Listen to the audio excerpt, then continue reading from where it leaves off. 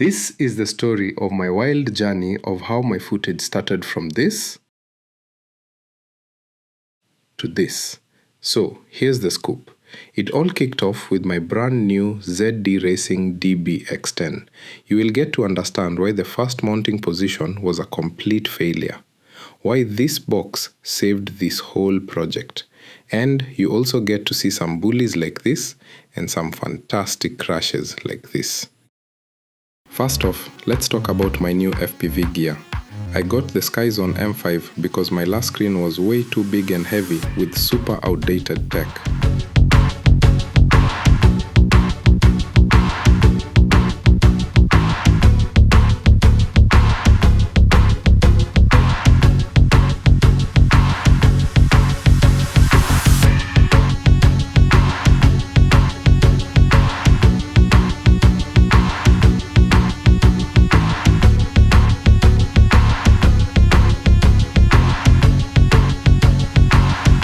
I swapped out my old Night Eagle 3 for the Cadex Gazer, which should give me better image quality with my new monitor.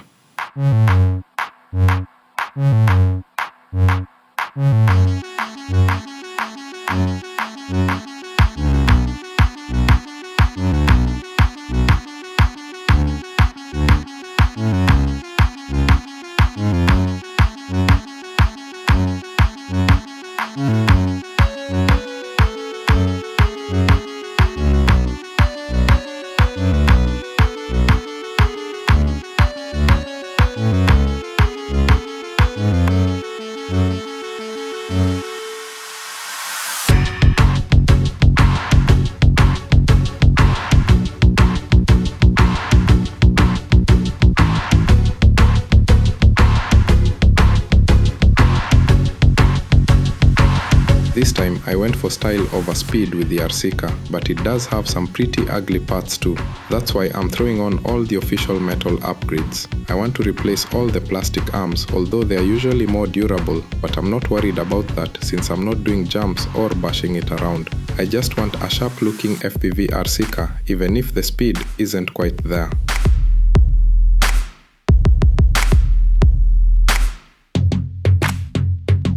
I'm pretty excited about how it looks, and I'm already brainstorming the best spot to mount the camera since this car doesn't have a wing. The plastic arms feel a bit flimsy, but at least I can swap out those parts fast. This thing looks awesome with all its colorful metal parts.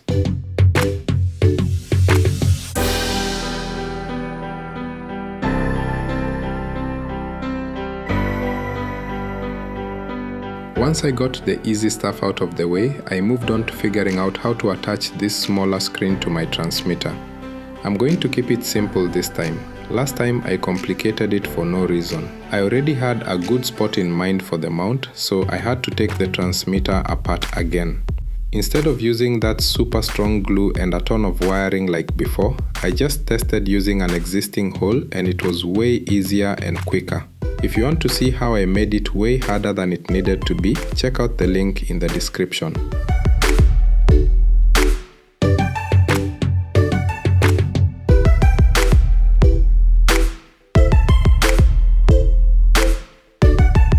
I just realized I haven't shown you what's under the hood of this RCcar, and honestly there's nothing too crazy since it dropped in 2021.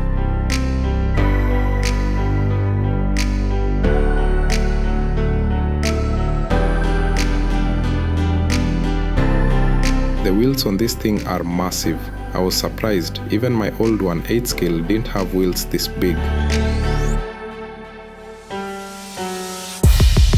But seriously, check out the difference in wheel size compared to a standard 1/10 RCcar.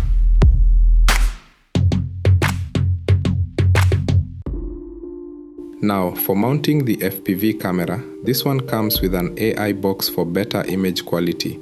My first setup wasn't great for either the camera or the AI box. The view angle I had wasn't wide enough to dodge obstacles like my previous setup could, and the new camera actually has a wider view, but it's still tough to drive with the current positioning. Plus, my VTX started overheating because of where I had it placed. I tried adding a fan, but it just made the whole car vibrate since it wasn't secured well. I was getting a bit impatient after spending a week working on this thing and just tossed it behind the two driving models. Should the camera be inside here, and if so, which side, left, right or center? Should it be positioned on top or at the back? This decision could make or break your experience with FPV RC cars, turning fun into frustration or vice versa. Before embarking on a similar project, take a moment to consider your specific use case. The best spot for your FPV camera depends on whether you have a crawler or a racer. For crawlers, realism is key, so most people tuck the camera inside the car, usually here on the driver's side. This keeps things more realistic as if one is driving an actual car. Since crawlers are not built for speed and rarely get damaged in a crash, this should be the best mounting location. However, if you are working with a speedy RC car, the situation is entirely different. Allow me to use this old clip. You need to mount the camera higher up to avoid obstacles from far away, at a distance where you want the widest view possible. A wide angle lets you see hazards early and steer clear of crashes at high speed. Actually, the goal is to have both wheels in view and some extra space on both sides. To prove my point, check this out. The wide angle helped me dodge these metal rods with ease. Now compare that to the narrow view from my latest setup. It was a total disaster. Though I have seen a DJI FPV camera mounted at this position and the view angle is okay, so in some cases the FPV camera in question plays a big role too. As a side note, I don't think Basha RC cars qualify to have an FPV camera. Now considering my RC is for runs, I am only left with the option of mounting the FPV high. Though mounting the camera high above comes with its own risks, especially when you crash, ask me how I know about this. This is one of my excuses of trying to mount the FPV camera here, thinking mounting it low enough will protect it. To my surprise, the first day I took it to the racetrack, I crashed, and the whole protective case plus the camera was yanked off their position. Luckily, nothing sustained permanent damage. I mean, this was a new camera and it was its first proper test.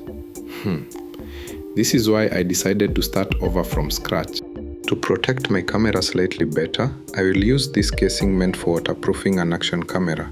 However, in my case, I am not interested in waterproofing. All I need is a 360-degree housing for the FPV camera. This casing seems to handle crashes better than a 3D printed casing. Though the problem is that if I mount the camera on this right side, the camera will not be perfectly centered. But what better option do I have?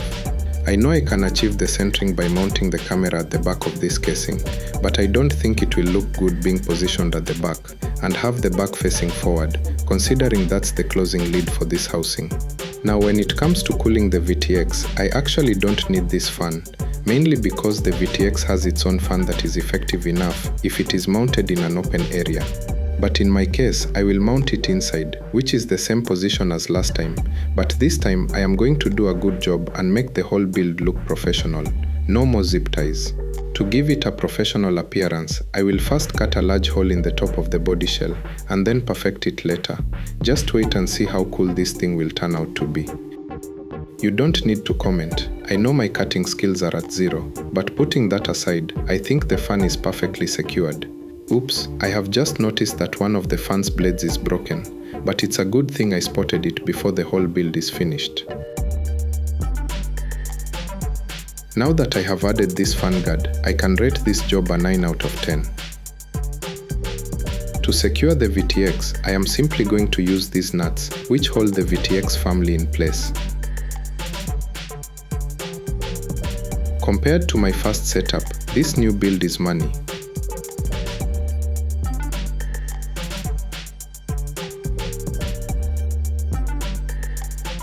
Off camera, I really tried my best to make a perfect hole to secure the camera, which snags in place perfectly. I'm actually proud of how accurate the hole is. Now considering the AI box emits quite some heat, I will have to mount it on the back side, then later add some copper heat sinks. With the AI box now perfectly secured in place, I can fit in the camera. And guys, I have to admit, I did not expect this setup to look this good. Just look at how seamless this build is. Even after a crash, there is no way this camera is going to kiss the ground. Of course, unless I drop it from this height all the way down. All I have left to do is mount the camera. My plan is to mount it where this spare wheel goes, which is at the very rear of the car. However, now I have a new problem. The thickness of these bolts is too large to fit through the wheel without causing damage. I really like the look of this RC car with a wheel at the back. Luckily, I have 4 smaller wheels that still fit and I can afford to damage at least one. So I decided to start with this longer bolt, which provides the perfect angle. But since I never paid attention during physics lessons, whenever this car hits a stone or the slightest bump, the vibration is terrible, making it impossible to FPV. Also, having it this high raises the center of gravity, making it easier for the car to roll over. Now, this smaller bolt solves the whole problem. I first need to fit this curved washer, which grounds the whole camera to the rest of the car's body and movement, thus reducing, if not eliminating, the swinging of the camera. I am happy with how it turned out. Basically, when I compare this setup to the previous one, it is quite appealing. I have taken the extra step of incorporating copper wires to secure the camera casing firmly to the frame of the RC. This modification is intended to eliminate any independent movement of the camera during motion. Prior to installing these copper wires, I had already conducted tests on the RC car to assess its performance and stability. Now that the wires are in place, I am confident that you will notice a significant improvement in how the camera is stabilized while the car is in motion. The added support from the copper wiring should provide a much smoother and clearer video feed. Next, all I need to do is test whether all this work was for nothing or if I have actually solved my previous issue.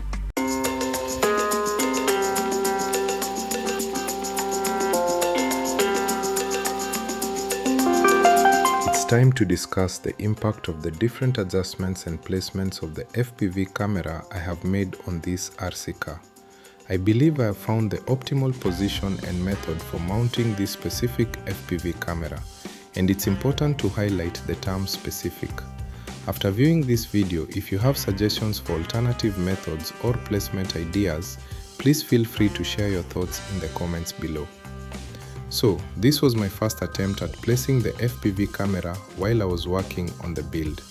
I really thought this spot was the best after seeing someone else put their DJI in the same position. Sometimes I wonder if I even take a moment to think things through before I jump into them.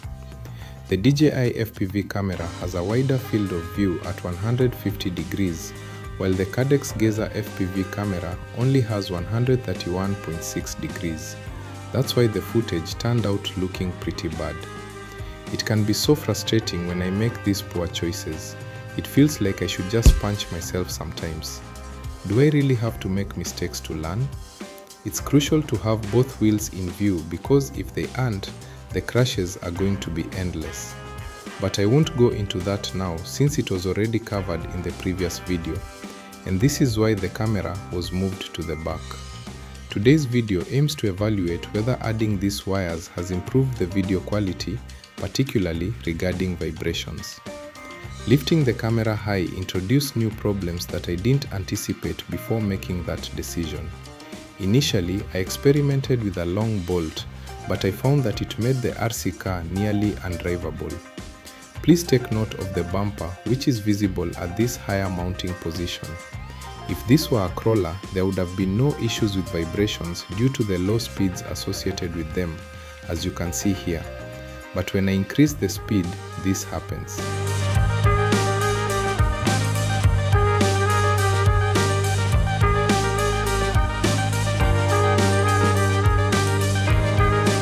This is why I chose to use a shorter bolt, which significantly reduced the vibrations at higher speeds. However, I still feel there's room for improvement.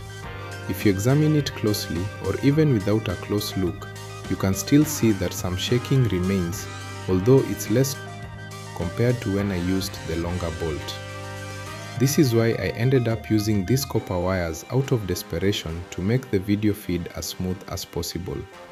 And this is what the wires did to the video feed.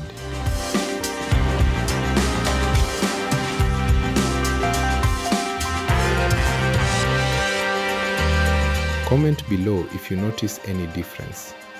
Personally, while driving, I can notice fewer vibrations. I have one more theory as to why there are still some vibrations left. Just have a look at the front tires when I press the throttle trigger.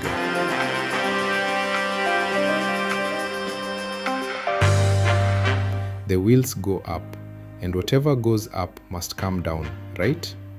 Which got me thinking, maybe the gearing of this RC car gives it more torque, hence the wheeling.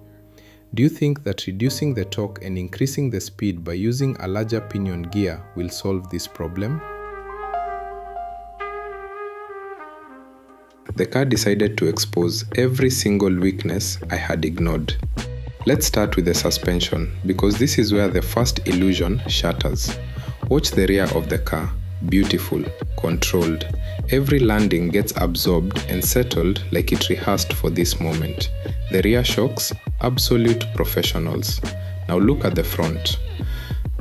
Nothing. No compression, no effort, just vibes. Bad ones. In the previous video, I blamed the pinion gear. Easy target. But now, it's obvious the front shocks weren't just misbehaving. They were on strike. And here's the truth. I knew it. I saw the signs earlier. I just pretended they didn't exist. So I pulled the shocks out. Plot twist, they were fine. Good condition, decent oil, just a small leak. Fixed, nothing dramatic. I didn't even record it because I've already covered that in another video. If leaking shocks are haunting your life, the link is waiting for you in the description. So if the shocks weren't the problem, then what was? That's when I checked the A-arms. The rear A-arms move freely, smoothly and effortlessly. The front ones, stiff, locked, restricted, like something was quietly holding them hostage. This was the real problem. Well, one of them. I disconnected the front sway bar to isolate the issue. The sway bar's job is to keep the chassis stable during cornering, but right now, stability was the least of my worries. I needed answers. And answers appeared fast. One side was clearly worse than the other. Now let's talk about the red bottle sitting in the background. That bottle is guilt. Pure guilt. While upgrading this RC car with metal parts, I went full more is better with thread locker. Spoiler, it isn't. Thread locker migrated into places it had no business being in. It seeped into pivot balls. Pivot balls that are supposed to move freely. Instead, they froze. This one, completely locked. Zero movement. The arm felt like it was welded in place. The moment I disconnected it, the suspension breathed again. Inside the pivot ball was white, crusty residue. Dried thread locker. The silent assassin.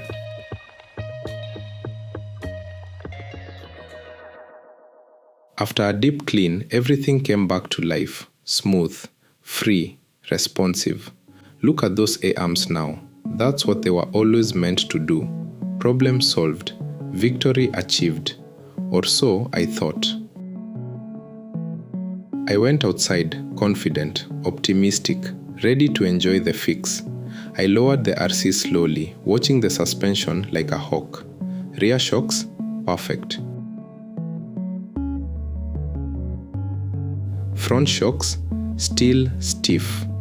No, no, no, no. Back inside. I checked again, rear compressing beautifully.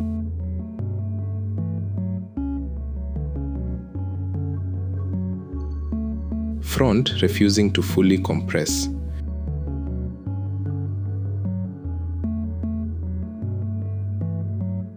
And then I removed the dog bone drive shaft. Suddenly, perfection. That was the moment everything clicked. Something was binding the drivetrain. Something was holding tension where there shouldn't be any. 5 hours. 5 hours of testing, removing parts, reinstalling them, staring at the car like it owed me money. And then I found it. The upgraded metal steering knuckles. Yes, the upgrade. They were gripping the dog bone too tightly, preventing proper suspension movement. Once fixed, the shocks finally worked the way they were supposed to. Smooth, responsive, alive. Now that was a real fix.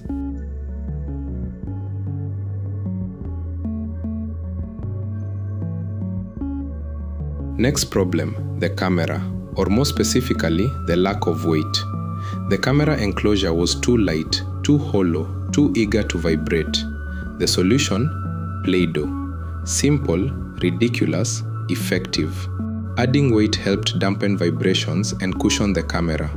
Finding the perfect amount took trial and error, but that's the beauty and the curse of this hobby. There's no manual, just you, the car, and a growing list of lessons. And finally, the pinion gear, the thing that started all of this. I swapped the 21-tooth pinion for a 23-tooth gear to reduce torque. This should have been step 1, absolutely step 1.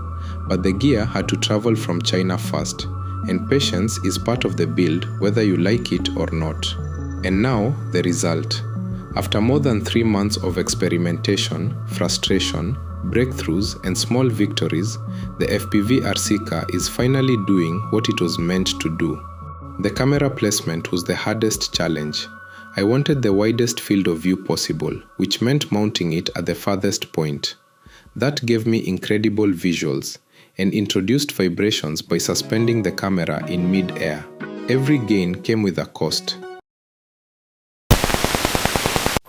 I need to confess something. I wasn't totally honest where I finally got the vibrations under control for this FPV camera. I didn't lie, but I left out some not so wise stuff I did in the name of fixing the vibration issues. Honestly, I was just too embarrassed to share it. But now I've worked up the guts to own up to the not so smart choices I made. The plan was simple. Bigger gear equals less torque equals no more wheelies equals fewer vibrations. Easy. But lack of patience really got the best of me while waiting for this gear to arrive from China. It was to take 9 days, and apparently 9 days is too long for some people. So instead of waiting, I decided to solve the wheelie problem myself by adding weight. Just to clarify, adding weight to an RCcar is pretty common and usually works, but I always tend to go overboard. Most people keep it under 50 grams when they add weight, but honestly, 50 grams wouldn't have stopped my RC from wheeling, so I ended up quadrupling that amount. Don't judge me too harshly. All I wanted was for the front wheels to stay grounded. I started with 400 grams and I really wish I had stuck with physics instead of switching to biology back in high school. Here I am, throwing in 400 grams without even thinking about the weight of my 2 LiPo batteries that power the RCcar and the FPV camera. One thing I totally overlooked is that when the RCcar is zooming along and I hit the brakes, the shocks aren't going to react the same way as in this test. Does this even qualify to be called a test? When you slam on the brakes at high speed, the weight shifts dramatically forward. This weight transfer is a big deal because it increases the load on the front tires while lightening the rear. The deceleration pushes the weight toward the front, making the nose dive and the back rise, which means the front shocks get fully compressed, thus being of no use. That's why I thought 400 grams was probably way too much and I should just start with 200 grams. If that doesn't do the trick to keep the wheels on the ground, I can always add the other 200 grams later. I ended up drilling 2 holes in the weight, one on top and another at the bottom, but at different angles. Then, I used this thick copper wire to tie the 200 grams to the front shock tower. I made sure everything was tightened because I knew if it was loose and wiggling around, it would mess with how the car moved. Honestly, I felt pretty proud of how well I secured it, especially since it wouldn't interfere with any of the moving parts. At this point, I started to second guess my choice of adding so much weight. I'm powering this FPV camera with a 4S lithium-ion battery pack that I built myself. Check out the link in the description if you want to make one. Now that I've got both batteries and the extra weight on, I'm noticing the front shocks are already showing signs of struggle. The car isn't even moving yet and there's this much compression on the shocks. But of course, being myself, I can't just backtrack now after all the effort I put in. It was finally time to put my genius idea to the test. With the pavement stones being so uneven, I was already feeling pumped up. However, my excitement took a hit when I slammed on the throttle, causing the RC car to do a wheelie. In a moment of panic, I braked hard and out of nowhere, the car performed a front flip. Just like that, my dreams were crushed. Had I just destroyed my FPV camera after already blaming my wife for breaking the previous one? How much did this new Cadex FPV camera cost? Oh no, I can't afford another one. Am I really in the right hobby? I hate this hobby. How can I shift the blame to my wife this time? Why didn't I just wait for the bigger gear? It felt like an eternity before I could assess the extent of the damage. Luckily, it was just these 3 wires that got disconnected because my soldering skills aren't the best. Honestly, I'm kind of grateful I'm not that great at it, or things might have turned out worse. Just a few scratches on the case and the FPV camera is in mint condition. No scratches on the lens at all. I'm excited, but also just a little bit nervous because I just spent $80 on this action camera. And before I even open the box, listen to this. Can you hear that unsettling rattling sound coming from inside? Yeah, that sound alone is enough to ruin your peace of mind. That is not the sound you want to hear from something with a lens. Now, I don't want to jump to conclusions, but it sounds like something is loose, something is broken, or someone already had fun with it before me. But before we open this mystery package, let me show you the real reason I bought this camera in the first place. For the longest time, my FPV footage has been, let's just say, ruined by one thing: vibrations. Not small vibrations, I'm talking shaky footage, unstable video, borderline earthquake simulation. And trust me, I've tried everything. Tweaks, adjustments, rebuilding setups. At this point, what you're seeing in this clip, that's the absolute best I could get to no vibrations. Now you might be thinking, why not just use a gimbal? Great question. Simple answer, I crash a lot. And a gimbal in my setup, that thing would retire after one crash. So instead of fighting reality, I decided to try something else. An action camera with stabilization. And trust me, before this video ends, there's a very high chance I'll crash again. Alright, let's finally open this. Wait, why is there tape here? No, seriously, why is there tape all over this box? This doesn't look factory sealed. This box looks like it's been opened, inspected, emotionally damaged, then it was sealed back as if nothing had happened. First impression, not great. Not great at all. And that's already a bad start. Here it is, the SJCam C110 Plus budget camera, $80. Let's open it.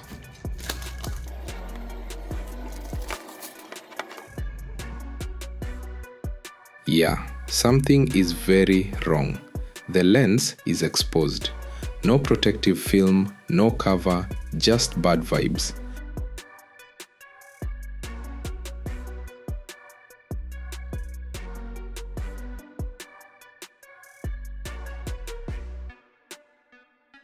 And wait, why is there white powder on it? At this point, I'm not unboxing anymore. I'm conducting an investigation. Let's be real, someone opened this before me, and my best guess? Customs. Probably because I've been ordering from AliExpress as if I were building a spaceship. So yeah, I might be on some kind of suspicious electronics guy watch list now. Let's look at what else is inside. Setting my trust issues aside for a second, I turn my attention to the waterproofing case that came in the box. First impression, yeah, it's already scratched. Which probably means the customs guys said, let's test this real quick. And look at this. A film like this is what I expected to see on the camera's lens. Amazing teamwork. Now jokes aside, I'll give credit where it's due. The case actually feels solid. Like this thing could probably survive my driving, which says a lot about my driving skills. It looks well built, sturdy, and definitely capable of keeping water out. The only problem is, I'm not even sure if I'll use it. Now my attention shifts to the smaller box. And here is the manual, which, let's be honest, nobody reads. And these stickers, do people actually use these? Or are they just there to fill the box? Anyway, I'm here for one thing, the mounts. From what I saw online, this camera is supposed to come with a comprehensive collection of mounting options. So let's open it.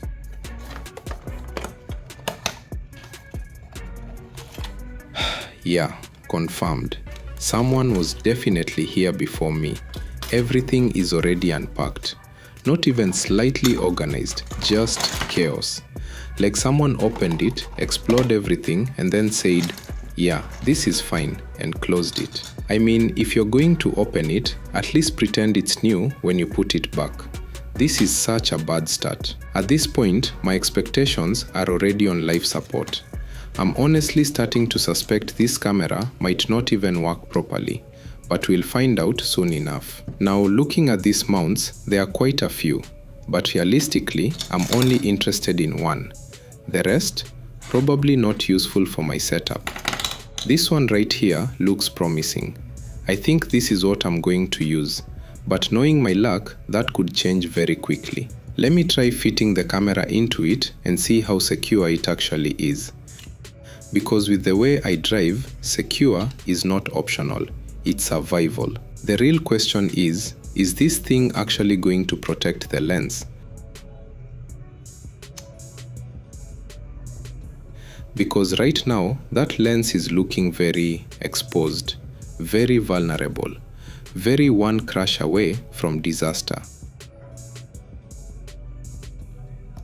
And now I'm just standing here with a million questions. Is it going to work? Is it going to survive?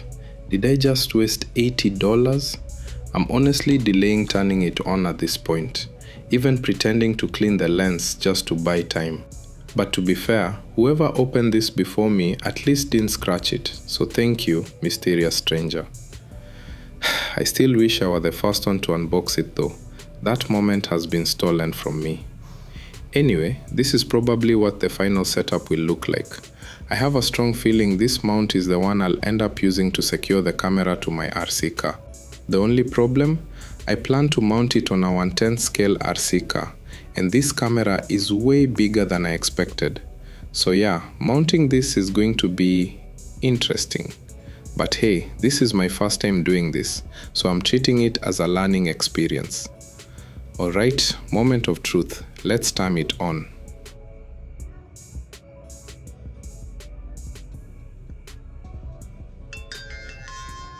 Okay, good news, it's turning on. Bad news? Why is it blinking like that? Yeah, this is exactly why I should have read the manual first. Let me check. So the rapid blinking means it needs charging. That makes sense. So after all that stress, it just needed power. Alright, fine, I'll follow the manual this time. A few days later, I finally managed to mount the camera. Did I record that process? No, because I had no idea what I was doing. Also, I already crashed. Yeah, during that early test. Too much excitement, not enough brain. Result? Both front pivot blocks are broken. But hey, at least the camera was recording. So now I have high quality evidence of my mistakes. And let me show you a teaser.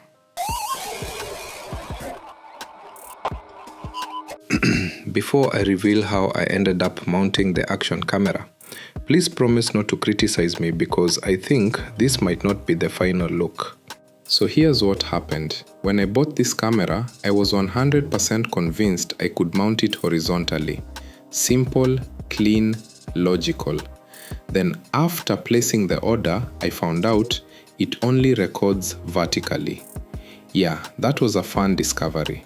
So now I had to improvise, and this is how I ended up with this very interesting mounting position you're seeing right now. To deal with vibrations, the main enemy in my life right now, I added foam padding around the camera. I did not plan to make it look this ugly. This is survival engineering.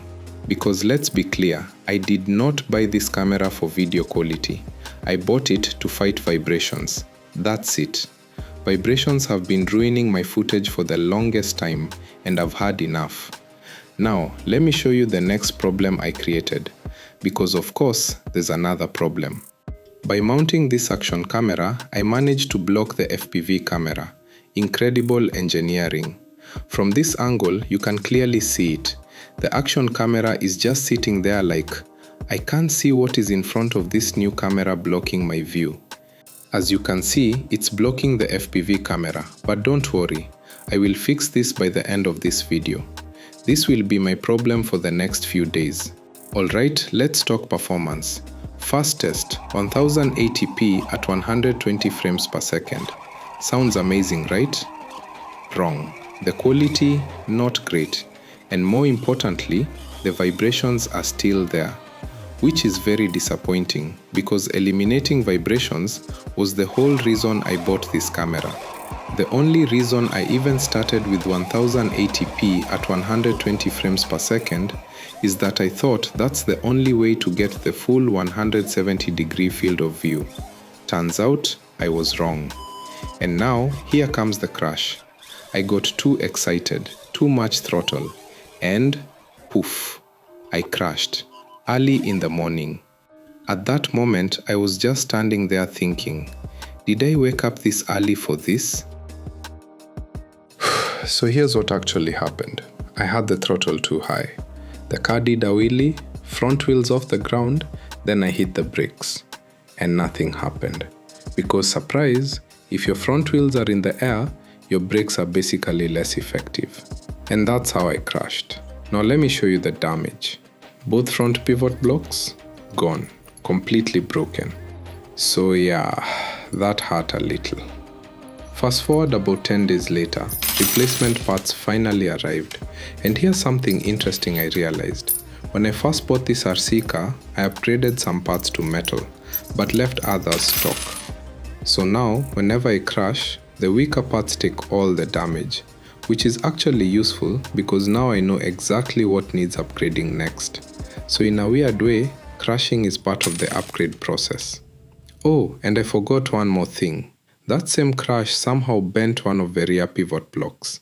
Don't even ask me how, because I don't remember reversing and hitting anything that hard, but somehow it bent.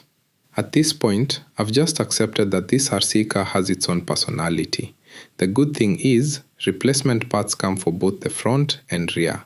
So we move on. Alright, so for the next test, I switch things up and set the camera to 4K at 30 frames per second. Now, quick reality check. That's the max frames per second this camera can do in 4K. No 60 frames per second, no 120 frames per second, just 30 frames per second. Yeah, I know. For a lot of people, that's already a deal breaker, but I kept going anyway. Now you might notice that the view looks a bit narrower compared to the 1080 setting, and at first I was confused too. Turns out, it was my fault. I had the anti-distortion setting turned on, and what that does is crop into the image. So basically, I accidentally zoomed in and then sat there wondering why things looked different. But here's the important part. Once I switched to 4K 30 frames per second, the vibrations dropped a lot. Like immediately noticeable. Compared to 1080p at 120 frames per second, night and day difference. Even when I tried 1080p at 60 frames per second or 30 frames per second, the view angle was worse and the vibrations were still there. And then I discovered something very important. The 6-axis stabilization only works at 4K 30 frames per second. Anything below that, you lose it completely. But at 4K 30 frames per second, it actually does a really good job. Now the reason I tested this on this rough surface is very intentional. This right here, this is my enemy territory. This is where my FPV footage usually suffers the most from vibrations. So if the camera performs well here, then it's actually doing something. And honestly, it handled it really well. Like, surprisingly well. Now of course, it's not perfect. The sensor in this camera is quite small, so how does it handle sun exposure? Yeah, not great. But let's not forget the mission here. I didn't buy this camera for cinematic beauty. I bought it to kill vibrations. And finally, that problem is solved. Now from my side, the FPV feed still has vibrations. But here's something interesting. When you're actually driving, you don't really notice them that much. You can see them, yes, but your brain is focused on don't crash, don't crash, don't crash. So the vibrations aren't a big deal while driving. The real problem shows up later, when you watch the footage. Because that's when people see the analog FPV quality plus the vibrations. And that combo, yeah, not very appealing. But now that I've seen what this action camera can do, it's time to stop playing around and fix everything properly. So after a couple of days of adjustments, let me show you what I came up with. This right here is my projects in progress box, and immediately you can see one major change. The FPV camera is now higher. And this wasn't just about fixing the blocked view, it was also about reducing interference. Because something I learned is that when action cameras and FPV cameras sit too close together, they start interfering with each other. So yeah, distance matters. Also, before you ask, ignore that device at the front. That's for another project. For now, we stay focused. Now I don't have a 3D printer, so I had to go full DIY engineer mode. Let's just say this mounting method is primitive. But here's the important part. The camera is secure from the inside. That small black piece at the center, that's doing all the heavy lifting. Now since this thing is permanently mounted, I still need to charge it, right? So I found a way to secure a USB cable to the action cam. After every run, I just plug it in and recharge. Simple, effective, no stress. As for accessing footage, I can use the built-in Wi-Fi or the Type-C cable. So far, I've been using built-in Wi-Fi because honestly, it's fast enough. Unless the files are huge, then yeah, laptop time. Now let's talk about the FPV camera. This time, I raised it higher. And surprisingly, I didn't need all those messy cables from before. All I used this time, 4 copper wires. Did I need copper? No, but it matched the color of the car, so obviously that's a valid engineering decision. But more importantly, this time I made sure everything was tight, because previously that setup was a mess.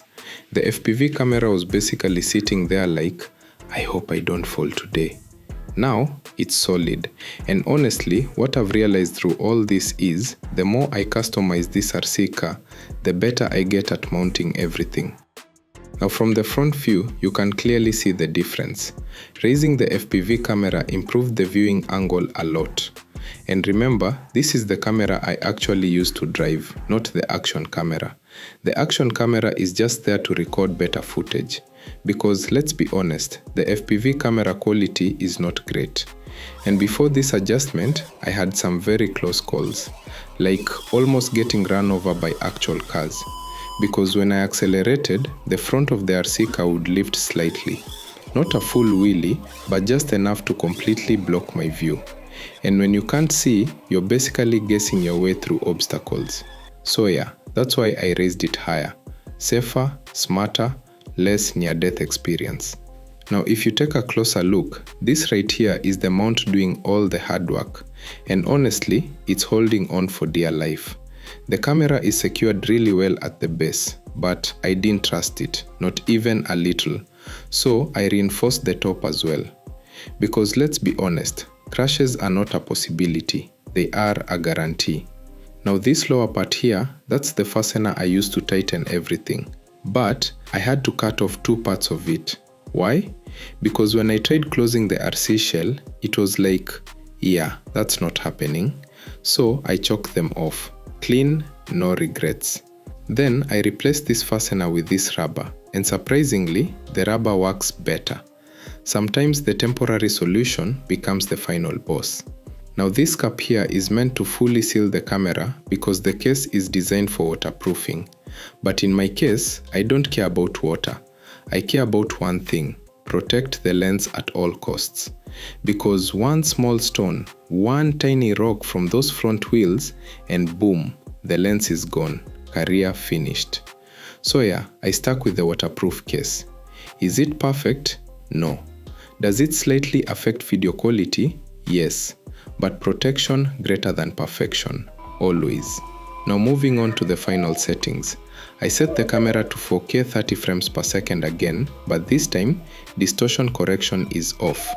Because when it's on, the camera crops in, and suddenly the wide angle view becomes zoom meeting mode, and we don't want that. With it off, the footage looks way better, nice and wide, clean. But let's be real for a second. SGCam, couldn't you give us 60 frames per second, just a little 60 frames per second as a treat? Because at 30 frames per second, when the car is moving fast, you don't get that smooth buttery motion. But I'm willing to forgive that, because remember the mission, kill vibrations. And in that department, this camera actually delivers. So overall, I'm giving it a 6.5 out of 10. And honestly, most of that score comes from the 6-axis stabilization. That thing is doing its work. Now let me talk about something important. At first, I tried placing the FPV camera in a different position, and it was a disaster. Turns out, my FPV camera only has a 131.6 degree view angle, which is not great. That's why I have it placed way behind the car. But this action camera, 170 degrees wide angle. That's a huge difference. Now I can place it in the center and still see both front wheels. And trust me, seeing both wheels is everything in FPV driving. No wheels in view, you're guessing, you're gambling, you're basically driving on bad vibes. But with both wheels visible, you can actually maneuver properly, especially in tight spaces with obstacles. So yeah, that part is a big win.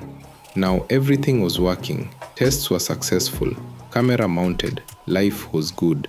So I went inside, feeling proud, feeling accomplished, feeling like an engineer. So it was time to go and pick the RC. I placed the transmitter on the dining table and forgot one very important detail. I have a son, and he loves RC cars. So as I'm walking towards the RC car, just a few steps away, the RC car suddenly goes full send mode, straight into the wall. Boom! I froze. I looked at it upside down and immediately thought, yeah, it's over. Camera scratched, FPV destroyed, dreams gone. The impact was loud, like emotionally loud. My knees almost gave up on me. After all that work, this is how it ends? And the funniest part, my son is still there like, more speed, full throttle, 100%. And guess what? I was the one who set it to 100%. So yeah, I can't even blame him. This is entirely my fault. But then, I checked the car, and nothing. No scratches, no damage, everything is perfect. I was like, wait, what? Those copper wires, they held. The mounts, solid. The camera, safe. Everything survived. Except one thing. The front CVD drive shaft. Yeah, that one sacrificed itself for the team. And honestly, considering that impact, that's a fair trade. Because if that car had more distance, at full throttle, yeah, we would not be having this conversation right now. Now, I already know some of you are sitting there like, but what about low light? You didn't test it at night. Relax, I got you. Before you even type that comment, I've already been there. So here's the truth. Right out of the box, it honestly feels like the people who made this camera were like, yeah, nobody is using this in the dark anyway, because low light performance, let's just say it's not winning any awards. But credit where credit is due. The 6-axis stabilization still works, even in the dark. So at least your shaky footage will now be smooth but dark. Now let me show you what my FPV camera sees at night, and honestly, it actually does a pretty solid job, which makes sense because this camera was actually designed for the dark, unlike the other one, clearly. So yeah, for night driving, the FPV camera is more reliable. Oh, and for those asking, I'm using the Cadex Geza FPV camera. If you're interested in obtaining one, a link is provided below. Because this one, it actually understood the assignment. This device is called an XL609E1 DC to DC step-up converter module. Yes, the name alone sounds like it requires a PhD to operate. It is basically designed to increase lower input voltages to higher output voltages. So in simple terms, it takes your sad low voltage and gives it a motivational speech until it becomes something greater. And this is the reason as to why I am considering using it. Since I got into the FPV hobby, I have been using these two batteries, one to power my RCcar and the other to power my FPV setup. And I am tired of having to charge two batteries just to have a 20-minute fun session with my FPV RCcar. That's not a hobby anymore, that's a part-time job with unpaid overtime. So my plan is to use this 3S LiPo battery to power both the RCcar and the FPV setup. Sounds efficient, right? Revolutionary even. But here is the problem, because of course there's a problem. Whenever this VTX is set to the maximum 2.5 watt setting and the battery's voltage drops below 11 volts, the video signal goes for a nap. And this is why I have been using this 4S pack to power the FPV setup. And it has never disappointed me when it comes to its performance. In my 1/8 scale RCcar, it was never affected because the car was big enough to accommodate the extra weight and size. But in my current 1/10 scale RC, I have just been forcing it to work, and it's time to address this problem. I know some of you are already in the comment section screaming, this step-up converter can't support the power-hungry VTX. Relax, that is the theory side of the story. This is the let's ignore common sense and see what happens side of the story. Let's put it to the test. And to make it worse, because why not? I will first set the converter to 25.2 volts so as to trick the VTX into thinking I am using a 6S battery to power it. Yes, we are now lying to electronics. What could possibly go wrong? An hour later, I have barely managed to squeeze this device in between my two dudes, completely destroying the aesthetics from someone else's point of view. From my point of view though, this is modern art. Especially with this massive capacitor just sitting there like it pays rent. Again, was it really necessary for me to use this massive capacitor? Absolutely not. But personally, the more electronics I can cram inside this RC, the cooler it looks to me. At this point, I'm not building an RCcar, I'm building a portable electronics store. Let me get back to this unnecessarily big capacitor, because clearly subtlety is not part of today's plan. First of all, I should have installed a low ESR capacitor, but me being me, why use the correct component when I can use the less effective one? It perfectly matches the theme of this video, questionable decisions with educational consequences. And maybe, just maybe, I'll learn why I should have done it the right way, eventually. Probably after something smokes. This device has its own capacitors, but I decided to ignore them. So my goal for adding this capacitor is for three main reasons. The first is to reduce flickering in the analog video feed, which can be easily triggered by the ESC and the motor. Basically, anything that breathes electricity in this setup. Secondly, it should help with voltage stability, which should prevent the VTX from randomly resetting, especially when throttling up the RC, because nothing says fun like your video feed rage quitting mid-run. Last but not least, my 2.5 watt VTX can pull sudden bursts of current, so the capacitor should supply short bursts instantly. In theory, that should reduce stress on my thin wiring. Yes, in theory. Do I know if these wires will hold? Absolutely not. But there's only one way to find out, and it usually involves sparks. Now this is how I have been mounting both batteries on this 110 scale RCcar, and honestly, I'm not proud of it. This setup looks like I lost a bet. Apart from affecting my ego, this also prevents the shell of the RC from closing as intended. Additionally, it disrupts the weight distribution, causing one side of the RC to be unbalanced. So basically, my RC car handles like a shopping cart with one broken wheel. So as I had mentioned earlier, I plan to use one battery to power both the RC and the FPV setup. Just ignore this ugly makeshift connector. It looks like it was designed during a power outage, but it is only there to first test if a 3S LiPo can power this setup before I dive deeper into this project and my bad decisions. Also, this 3300 mAh is such a small fuel tank, and in this same video, I will try to build my own fuel tank with more capacity. So it's high time you make yourself a cup of coffee, maybe two, because we are about to go deep in this video. Now that the FPV setup has been on for more than 20 minutes and the step-up converter is not overheating, maybe after all, this might not be such a bad idea. Which is suspicious because normally my projects start arguing with me much sooner.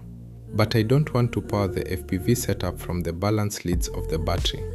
I need to just plug the LiPo into the RC and instantly power both the RC and the FPV setup. I know this is such a bad idea, but I can't help but try to get power from the receiver.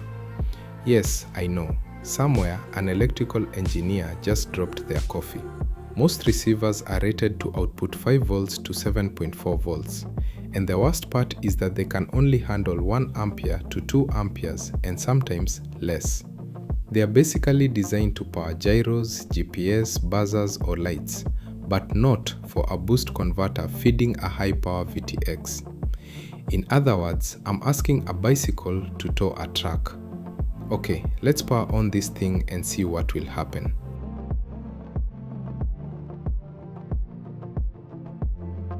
And yes, here is the first red flag. I had set this boost converter to output 25.2 volts earlier, but it's really struggling to output anything above 5 volts. The voltage is slightly trying to go up, but it's only maxing at around 6 volts. Let me try to steer or throttle the motor and see what will happen. Just have a look at the lights, the way they are dimming.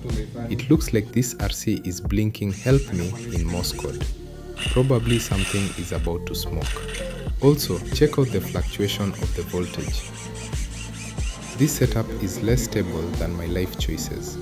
Let me stop this before things get ugly. What was I even thinking? The right thing to do is to hijack the power from these wires before the current reaches the ESC. The thickness of these wires gives us the clue that the amps flowing through them are more than enough to power the boost converter with no hiccup. As you can see, even when I throttle up the motor, the voltage remains the same. So it's time to clean up the wiring. Give me a minute and I will be back with the final look, assuming nothing catches fire before then. I'm curious though, what could happen if this boost converter were to come into contact with water? Do you think it would be wise to waterproof it? Because knowing my luck, the first puddle this RC sees will immediately turn this project into a live science experiment. I realized that my wire management could use some improvement. Some improvement is a very polite way of saying it currently looks like spaghetti with trust issues. But on the bright side, this setup means I no longer need to juggle 2 separate batteries, and honestly, that alone feels like personal growth. I've even decided to remove the power switch for the RC. Yes, I know it sounds dramatic, but hear me out. My reasoning is simple. If I accidentally switch off the RC and forget to unplug the battery, the VTX could completely discharge the battery, rendering the LiPo pack useless. And nothing hurts more than realizing your expensive battery has quietly passed away while you are busy doing absolutely nothing. With the switch removed, I won't have to worry about that because the lights and the noise from the ESC's fan is loud enough to serve as reminders for me to unplug the LiPo after use. Basically, the RC now screams, "Hey genius, unplug me." Now it's time to take this setup out for a test run to see how everything performs in action.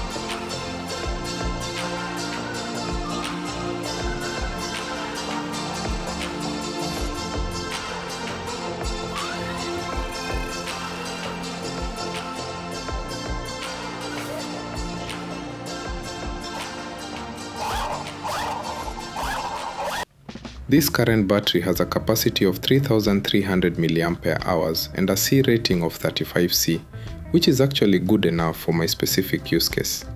It does the job, but honestly, I've always felt the capacity was a little too small, like bringing a water bottle to survive the desert. Before I rush into building a new battery pack using these cells and creating fresh opportunities for chaos, I first need to verify both the milliampere hours and the C rating. Because building fast and thinking later is how we end up with smoke, regret, and unexpected shopping expenses. This step is important because any new battery pack I make needs to actually perform better, not just look impressive and disappoint. For this project to be successful, I will need 4 resistors, each with a resistance of 1.5 ohms, each rated to handle 30 watts. Give me a sec and I will explain why I chose these types of resistors with these specs. I will also need one prototyping board so as to prevent it from turning into a tiny electrical disaster. A few minutes later, this is what I have come up with. It may not look like much, but trust me, somewhere in this mess is science pretending to be organized. So, the good question you need to ask yourself is, why have I connected these resistors in parallel and not in series? And no, the answer is not because it looked cooler, although that was definitely a factor. If these resistors had been connected in series, their resistances would have simply added up to 6 ohms. But to make this test more accurate, what I need is very little opposition to the flow of electric current, and this is why I have the resistors in parallel instead. Additionally, I also need this device. In a few minutes, you will understand why I need it in this test that I am about to commence. Right now, it just looks suspicious, like something you'd find in a drawer named Do Not Touch. Some of you who are long-time followers know there is absolutely no good reason for the troubles I went through making this device. Absolutely none. It was one of those projects where halfway through you stop and ask yourself, am I learning or just suffering academically? After watching this video, find the link to that video in the description below. It's basically a documentary of me making life harder for myself. Now let's get serious and explain the theory side of this test before getting practical. Because if I'm going to do something questionable, I at least want it to sound scientifically justified first. Alright, let's dive in. This device consists of 4 resistors, each with a resistance of 1.5 ohms. To determine the total resistance of the 4 resistors when they are connected in parallel, I divide 1.5 ohms by the number of resistors. This results in a total resistance of 0.375 ohms, indicating a significant reduction in resistance since all resistors are equal. With a total resistance of 0.375 ohms, current flows very easily because the combined resistance decreases when the 4 resistors are connected in parallel. Let me provide an example. If I have a single LiPo cell with a voltage of 4.2 volts, I can calculate the total current consumed by the resistors by dividing 4.2 volts by 0.375 ohms, resulting in a current of 11.2 amperes. Now, for a 3S battery pack, which has a total voltage of 12.6 volts when fully charged, I divide this voltage by 0.375 ohms, yielding a current of 33.6 amperes. It's important to note that at this current of 33.6 amperes, the wattage will be a problem, but let's set that thought aside for now. Next, let's consider a 4S battery pack which is fully charged to 16.8 volts. Dividing this voltage by 0.375 ohms gives us a current of 44.8 amperes. Now let's discuss power consumption. For the single cell at 4.2 volts, I multiply the calculated current 11.2 amperes by the voltage 4.2 volts. This gives me a power consumption of 47.04 watts. Each resistor can handle a maximum of 30 watts. If I were using just a single resistor, that would be a different case. However, since I have 4 resistors, I divide the total power, 47.04 watts, by 4 to distribute the load. Therefore, each resistor handles approximately 11.76 watts, which is within its safe operating range. Moving on to the 3S pack at 12.6 volts, I multiply this voltage by the current 33.6 amperes drawn by the 4 resistors. Calculating this results in about 423.36 watts. Dividing this total power by 4, I find that each resistor would theoretically handle 105.84 watts, which exceeds the safe limit for each resistor. Consequently, the resistors could overheat. For a 2S pack, which has a fully charged voltage of 8.4 volts, if I multiply this voltage by the current, 22.4 amperes, I get 188.16 watts. Again, upon dividing this total power by 4 resistors, each would have to manage 47.04 watts, putting them over their safe limit. To avoid overheating in a 2S, 3S or 4S pack setup, I would need to include more resistors to distribute the load safely. Now let's calculate the theoretical maximum current using Ohm's law. I'll provide 2 examples, keeping in mind that one of them is not advisable. For a single LiPo cell at 4.2 volts with an internal resistance of 0.09 ohms, I divide 4.2 volts by 0.09 ohms. This results in a theoretical maximum current of 46.7 amperes. While that's the maximum current, practically you can only draw about 25% of that value, meaning this single LiPo cell could sustainably handle approximately 11.675 amps. However, I wouldn't advise using 50%. Rather, estimating around 25% would be safer. Using the safe cutoff region of most cells set at 3.3 volts, I calculate the voltage drop by subtracting the cutoff voltage from the fully charged voltage. So, 4.2 volts minus 3.3 volts gives me a voltage drop of 0.9 volts. Again, using the same LiPo cell with 0.09 ohms of internal resistance, I find the current by dividing this voltage drop, 0.9 volts, by the internal resistance, 0.09 ohms, resulting in a maximum current of 10 amperes. The difference in approach yields a smaller discrepancy than the first method, where the current was 1 or 1.5 amperes higher, but I prefer the second method for its reliability. To estimate the C rating of a battery cell, you can use the following formula. C rating equals max amps divided by capacity. For example, if we have a cell that can output a maximum of 10 amps and has a capacity of 1000 mAh, which is equivalent to 1 ampere hour, We can calculate the C rating as follows. C rating equals 10 amperes divided by 1 ampere hour equals 10 C. Now, if we take the same cell but with a capacity of 1500 milliampere hours equivalent to 1.5 ampere hours, we would have C rating equals 10 amperes divided by 1.5 ampere hours equals 6.67 C, approximately 7 C. As a general rule of thumb, cells suitable for use in RC cars or drones are ideally those with very low internal resistance, around 10 milliohms, which indicates a high discharge rate. Cells with internal resistance between 20 milliohms and 30 milliohms are considered average. However, cells with internal resistance above 50 milliohms should be avoided, as they are either meant for low current applications or are lightly aged. Alright class, enough theory. Before these notes start putting us to sleep, let's head to the lab for the fun part, touching actual equipment and pretending we totally know what we're doing.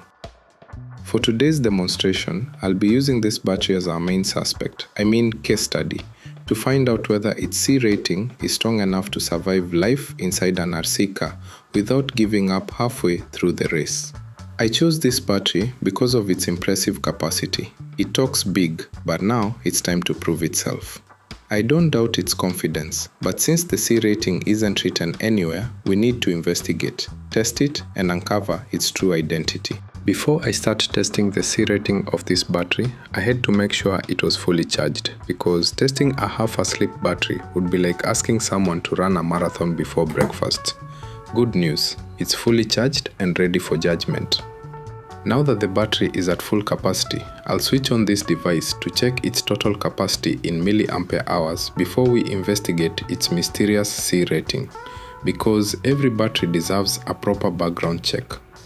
To keep this video short and save us all from a 3-hour documentary, I won't dive into how this device works right now, but don't worry, I've linked another video in the description where I explain exactly how I built and tested it, step by step. Think of that video as the director's cut, but with more wires and less popcorn. Well, looks like this test decided to add a little drama. This USB voltage and current meter definitely shouldn't be switching off while the voltage is still above 3 volts. That's like leaving a football match at halftime and claiming you saw the whole game. Something isn't right. I think I need to throw in another cell and figure out exactly when this test decided to clock out early.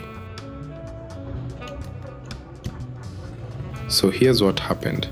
The device shut down at 3673 mAh, and the LiPo cell was sitting at 3.17 volts when it apparently decided it had done enough work for the day and went to sleep.